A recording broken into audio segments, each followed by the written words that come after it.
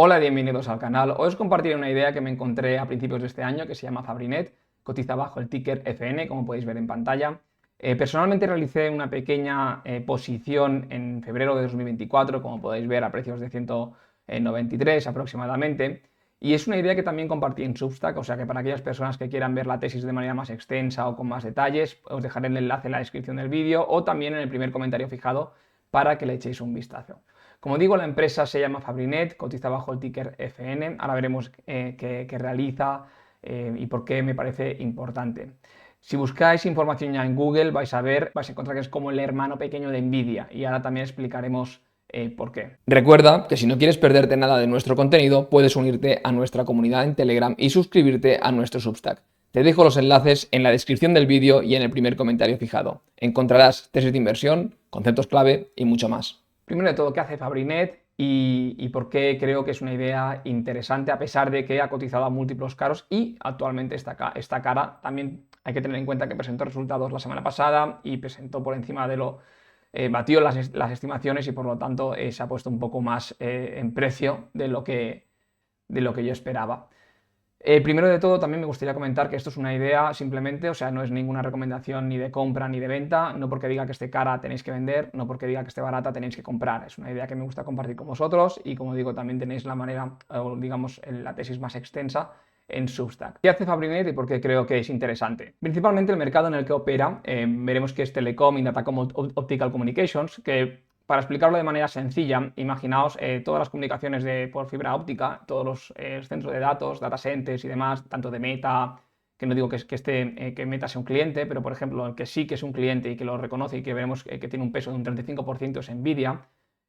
Son ese tipo de comunicaciones donde nuestros datos o los datos de esas compañías pasan a través de unos cables. Entonces esos cables podemos dividirlos en dos grupos. Uno es Telecom y otro es Datacom. De hecho, más abajo, luego lo veremos, pero ya que estamos explicando esto, lo explico ahora. Datacom sería para distancias cortas, sobre todo esos cables que van de centro de datos y demás, donde vemos que en la tabla tienen un mayor peso a nivel de ingresos. Luego lo veremos en detalle, solamente quiero explicar la diferencia de esto porque es importante diferenciarlo. Y luego Telecom son otro tipo de fibras ópticas y demás, que básicamente lo que se utilizan para conectar países, es decir, ya son distancias mucho más largas y demás. Digamos que Datacom premia más la velocidad, que sea mucho más rápida, en cambio Telecom digamos, lo importante es poder transferir la mayor cantidad de datos posible.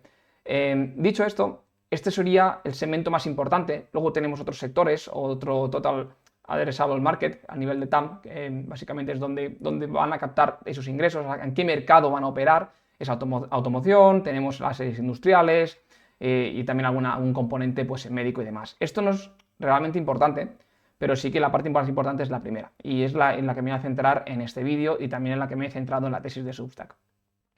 Vemos este punto también es muy importante. Estas diapositivas las podéis encontrar en Investor Relations, ya lo sabéis. Ponéis Fabrinet y es la última diapositiva que encontraréis de la semana pasada, que es el Q1 de 2025. No estamos en 2025, pero el año fiscal, el fiscal year, ellos lo tienen diferente. Estamos en 2024, pero ya sabéis que hay empresas que el año fiscal puede empezar en abril de 2024 y que representa el de 2025. NPI, yo personalmente he trabajado en NPI y básicamente son esos New Project Introduction, que es, digamos, es una fase como de startup. Muchas personas están haciendo muchas cosas, y yo personalmente ahí trabajaba de ingeniero y básicamente haces de todo. Estás diseñando el producto como tal. En sectores de, por ejemplo, de médico, pues básicamente lo que haces es diseñar ese producto y va evolucionando cada 2x3. Os diría que es la fase, no quiero decir más caótica, pero donde hay más cambios de diseño, donde realmente se invierte más. Aquí donde las empresas es donde se gasta mayor gasto o inversión de R&D y demás. Y si os fijáis en el comentario, dicen que tienen clientes que las relaciones de NPI están pasando a Volume Production. Esos componentes que están enviando actualmente a empresas que están en fase NPI van a pasar a SOP. Ya sabéis que SOP sería como en producción en serie, ¿de acuerdo? Entonces, ¿qué significa? Más volumen, más ingresos. Entonces, te está dando un indicador de que próximamente puede ser que expandan esos volúmenes y por lo tanto esos ingresos. Además, a nivel de CAPEX también están invirtiendo en ciertas zonas para poder ampliar esa capacidad de Fabrinet. Y luego también resaltan el management que está altamente capacitado en este tipo de sector. Veremos también, bueno, en la tesis, aquí no lo veremos en este vídeo, pero en la tesis tenéis el desglose del management, los años que llevan y demás. Aquí vemos en esta diapositiva cómo desglosan los revenues, es decir, los productos que realizan y cómo ingresan a nivel de ellos, lo veremos en la siguiente tabla, pero vemos que en Optical Communications pues tienes diferentes componentes, en Automotive también y Industrial Lasers también. No me voy a detener en cada uno de ellos porque si no el vídeo podríamos estar aquí 2 horas. En la tesis también te he puesto algún vídeo en YouTube para que le echéis un vistazo, pero principalmente creo que os quedéis con la idea de que es un sector que ahora mismo no voy a poner el TAM porque estamos hablando de que en 2020, si no recuerdo mal, había una cifra de que era superior a 20.000 millones, pero todos estamos de acuerdo, y esto no hace falta poner un TAM, que estamos hablando de billions, de que cada día más todo está migrando a la nube. A nivel de centro de datos, Meta tenía la intención de doblar su capacidad en los próximos años, por no decir próximamente. Estamos viendo la cantidad de CAPEX que están invirtiendo en este tipo de compañías. Lo que quiero decir es que a nivel de data centers y demás, el mercado está yendo en esa dirección, no es un sector que vaya en declive, y estamos viendo como Nvidia, además, que es el principal cliente de Fabrinet, te está diciendo en las phone conference que cada vez su capacidad, bueno, no es que tengan problemas de capacidad, pero sí que es verdad que la demanda sigue siendo muy alta. Por lo tanto, vemos, y también puede ser un riesgo, porque como digo, si Nvidia por alguna razón vemos como AMD quizá le pasa por encima, Fabrinet puede estar perjudicada porque, como digo, depende del 35% de los ingresos viene de Nvidia. Entonces, no digo que todos sean color de rosas, solo me estoy refiriendo que a nivel de sector, a nivel de cómo van a ir las cosas en los próximos años, tiene bastante sentido que Fabrinet pueda captar esas ventas en esta línea de negocio. Como decimos aquí, la misma compañía nos desglosa los principales clientes. Vale, vemos en 2023 como Nvidia suponía un 12,5% del total de los ingresos, Cisco un 15%, pero es que vemos que ahora Nvidia supone un 35%. Esto puede ser algo bueno y algo malo. Personalmente es algo que me gusta, pero que también viene asociado con varios riesgos. Me gusta porque Nvidia, pues, parece ser que estos años tiene esa tecnología disruptora y que Fabrinet se puede llegar a beneficiar de ello. Lo que no deja claro es que si esos NPI es de Nvidia. Sería interesante saber si esos NPI, esos proyectos que están ahora en una fase temprana y que próximamente estarán en una fase más madura, fuesen de Nvidia. Pero tiene bastante sentido de que sea de Nvidia.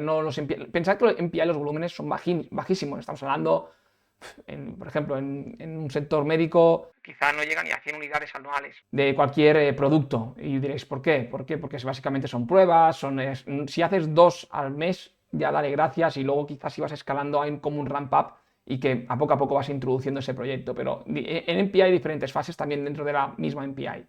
Esto también los que trabajáis en el mundo de automoción ya lo sabéis. Hay diferentes fases. Yo también había trabajado en el sector de automoción y ya sabéis que no pasas de 0 a 10.000 en nada. Entonces, es un progreso. Otro cliente que es Lumentum y finalmente Infineon Corporation, que parece ser, que aquí lo ponen como ya en asterisco, que representa menos del 10% cuando anteriormente era más del 15%. Entonces son clientes relativamente, bueno, Nvidia, pues ya sabéis, básicamente el mercado a veces se mueve incluso por lo que hace Nvidia, pues imaginad la magnitud de lo que estamos hablando que podría suponer para Fabrinet. ¿Qué más? Aquí, a nivel de cuentas a cobrar, vemos como Nvidia, por individual customer representing 10%, aquí te desglosan más o menos cuál sería lo más importante por cuenta de cobrar. Estamos hablando que Nvidia es uno de los principales y luego tienes Infineon y Cisco Systems. Esto es importante también porque si en el caso de que fallaran esos pagos, pues tener en cuenta qué porcentaje sobre los activos representa, ¿no? Y te deja un poco claro, y supongo que desglosan esta información para que calmar a los inversores de que estas empresas tienen capacidad de pago sin ningún problema. Esta diapositiva de aquí, este recuadro, es una aplicación que también utilizo, que os la recomiendo que la utilicéis, se llama Quarter, la dejaré también en las notas, aquí en el primer comentario, si me acuerdo, si no en el canal de Telegram le echáis un vistazo. Básicamente lo que te hace es resumir los resultados. Vemos como a día de hoy, pues básicamente están batiendo estimaciones, aquí no lo veis, pero básicamente os hace como un mini resumen del year over year, cómo ha evolucionado. Estos crecimientos del 15% y demás, yo veréis que había tabulado un crecimiento menor del 10 porque era bastante conservador, y también no creo que se mantenga ese crecimiento a doble dígito como ha habido estos últimos años, pero parece ser que apunta a que sí, pero como digo, hay que ir con cuidado y cogerlo con pinzas. En esta tabla de aquí vemos los ingresos, cuánto por porcentaje y por trimestre, ¿Qué supone? Vemos que Datacom es la parte más importante, es un 53%, y luego tenemos Telecom, que es un 47%. Y luego la parte que son Non-Optical Communications, que sería como lo demás que hemos visto aquí, pues toda esta parte de aquí, estos tres, supondría esos 22%. Entonces, la parte más importante que tenemos que centrarnos es este 78%, que sería como fibra óptica y demás, y el 53%, como digo, es el Datacom, que también es la parte más relevante, que es la mitad de los ingresos de la compañía. Aquí tenéis... también lo desglosa un poco más en detalle, Automotive y demás, 102 millones en automoción, el láser representa 35 millones. Bueno, aquí no me voy a detener, pero para que echéis un vistazo, este último trimestre han hecho unos 804 millones de ingresos sobre 753, esto viene a ser un crecimiento superior al 15%, sí, más o menos el 15-17%, y claro, sí, es un crecimiento bastante a tener en cuenta. Aquí os he puesto un gráfico donde lo compartí también en Substack para que os hagáis una idea que el 79% en total representa esta parte de Optical Communications. Esto es teniendo en cuenta los resultados del año anterior, no estos de aquí, de fiscal, el Q1 de 2025. También es interesante desglosar dónde están vendiendo más y vemos que el 36% supone Estados Unidos y el 36% Israel. Entonces, estos dos serían los países donde opera con mayor relevancia. Entonces, a tener en cuenta pues, el riesgo país y demás a nivel de Israel. ¿Qué más? Aquí ya nos centramos un poco más en métricas y también me gustaría hacer alguno en lo que he dicho al principio, ¿no? Algún hincapié. Pues en el TAM en crecimiento. No me gusta poner un dato porque podemos encontrar muchos vídeos por ahí. Pero lo que sí que quiero decir que Fabrinet al día de hoy, pues como vemos, estamos hablando de una compañía, luego lo veremos en ticker, pero que en un Q1 está facturando 804 millones y que sabemos que el TAM es de billions. Entonces, a poco tiene mucho sentido de que esos 3 billions anuales, 4 billions anuales que pueda facturar se puedan convertir en más. Relaciones grandes con OEMs. Esto es súper importante y es lo que me detengo un momento. Tener un cliente como Nvidia que sea un 35% de tus ingresos es algo que ya podríamos, no me gusta decir la palabra ventaja competitiva, pero sí que es cierto que empresas como Nvidia y demás, poder entrar en este tipo de empresas te hacen firmar a nivel de confidencialidad, agreements, acuerdos muy estrictos. ¿Por qué digo esto? Porque obviamente una empresa como Nvidia y Cisco y demás, que sí que tienen varios proveedores, por supuesto, y son proveedores que seguramente pueden haber mejores que Fabrinet, pero no están aprobando constantemente proveedores teniendo acceso a su base de datos, ya sea a nivel de confidencialidad, planes futuros y demás. Pensar que ese tipo de información es bastante privilegiada y lo que interesa es tener un partner de confianza. Entonces, ya teniendo Fabrinet, como entre tanto algunos más que tendrá, por supuesto, Nvidia, lo que interesante sería qué supone Fabrinet para Nvidia, ¿no? Es interesante este punto porque a medida que van avanzando y suponen más ventas con una empresa como Nvidia, y también recae más la tesis sobre Nvidia, es decir, para que si tú crees que Fabrinet va a ir bien es porque estás suponiendo que Nvidia va a ir bien a largo plazo, ¿no? Es interesante que la competencia para ese tipo de sector se aminore. La competencia es muy grande, está claro, pero lo que vengo a decir, que tener contratos con grandes OEMs es una diferenciación muy importante frente a otro competidor que quiera entrar ya. ¿Entendéis lo que quiero decir? Es una barrera de entrada para el próximo que quiera entrar. Si ya tienes un contrato, tienes proyectos con Nvidia, pues es un poco más difícil que venga alguien nuevo y que, bueno, aparte de realizar las inversiones que tenga que realizar, ganarse esa relación con un cliente como Nvidia. Y luego, como digo, el management también es una partida muy clave. Hay cosas que me gustan mucho, luego lo veremos a nivel de gestión de empresa, como por ejemplo el tema de acciones en circulación, la share-based compensation está bastante alineada al nivel de caja. Entonces, a nivel de ROIC, veis que la empresa la calcula de manera diferente. Me gusta, ya sabéis que a mí me gusta incluir varias partidas y el ROIC promedio, vais a ver que si lo calculáis como la fórmula general quizá os da por encima del 30%, pero vemos que es un ROIC un retorno sobre el capital invertido muy considerable. Está por encima de ese 15%, lo que te está indicando que la compañía está haciendo algo bien. Cosas negativas que tiene la compañía son los márgenes, que luego los veremos, pero algo muy bueno es la posición de caja que ha tenido Fabrinet durante los últimos años, o casi todos los años, por no decirlo, no recuerdo si eran todos los años, pero te diría que el 99% tiene caja neta. La posición de caja de la compañía, este es del año pasado, ahora es de 900 millones de euros, es decir, tiene 1.000 millones en caja y no tiene nada de deuda. Es súper importante eso porque en el caso de que vengan malos tiempos, tiene capacidad, una, de hacer frente y dos, de pedir deuda. Aquí veréis las métricas también que he puesto, el ROE, el ROA, el ROIC. El ROIC ya hemos comentado que está por encima del 15% y todos los demás el pobre es el ROA. porque bueno, al tener tanta posición de caja, pues esto le penaliza bastante. Pero a nivel de ROI vemos que también tiene un ROI interesante, el 14% por encima, y es, como digo, métricas a tener muy en cuenta a nivel de rentabilidad. Por lo tanto, estamos hablando de que son sostenibles, no estamos hablando de una empresa que tiene un ROI un par o tres de años y ya está, no, estamos hablando de una empresa que tiene esa recurrencia del retorno sobre capital invertido interesante. Aquí lo tenéis de manera diferentes cálculos, tanto teniendo en cuenta el goodwill, sin goodwill, en que el goodwill veréis que no hay mucha diferencia, y luego a nivel de caja. ¿Qué más? Algo importante aquí, vemos como en azul tenéis los ingresos, luego tenéis en la línea negra es el incremento del porcentaje, cómo han evolucionado los ingresos año tras año. Veis aquí que es un 8,99%, ahora ha sido más el trimestre. Este trimestre ha sido bastante bueno para Fabrinet, por eso ha subido tanto estos últimos 5 días. El Free Cash Flow en verde, y luego tenemos, os he tabulado también, esta imagen la podéis obtener en Ticker, de las acciones en circulación.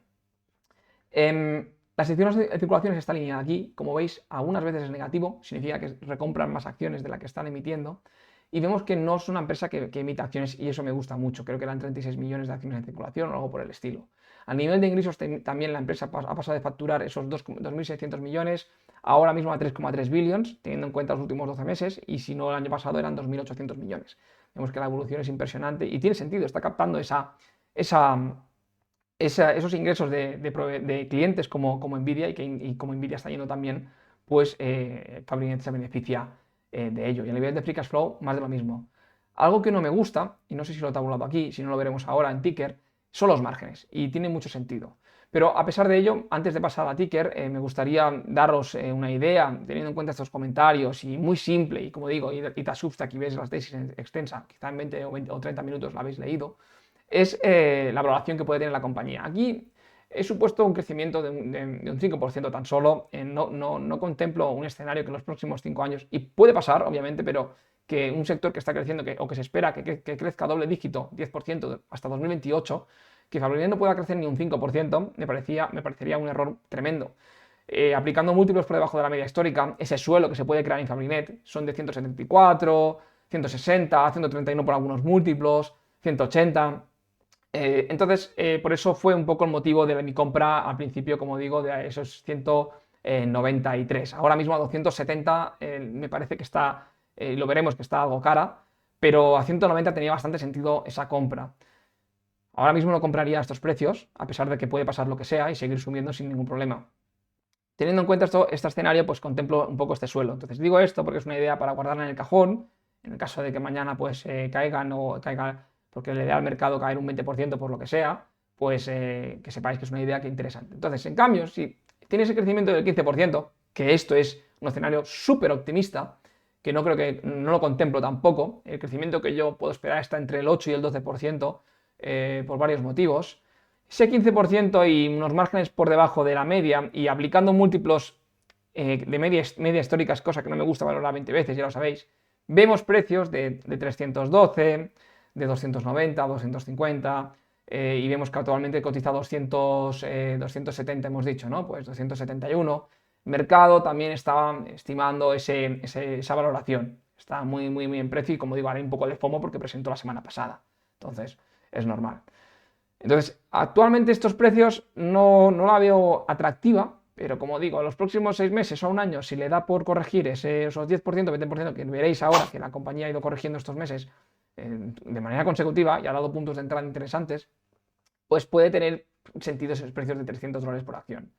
Vamos un momento a Ticker, creo que esta es la última diapositiva. Antes de ello os enseño la tesis que tenéis en Substack, puede ser más extensa, menos extensa, pero nos detenemos un poco más, o sea que aquellas personas que quieran echarle un vistazo, os recomiendo que la leáis con detención y bueno, si tenéis alguna duda podéis comentar o el vídeo o la tesis. Algo que no me gusta, y es lo que comentaba al principio del vídeo, son los márgenes, que son bastante pobres, estamos hablando de un margen bruto de un 12%, y ya sabéis que a mí me gustan empresas con márgenes brutos por encima del 40%, pero ¿qué pasa? A veces tienes que hacer un poco de excepción en base a qué compañía, ¿no?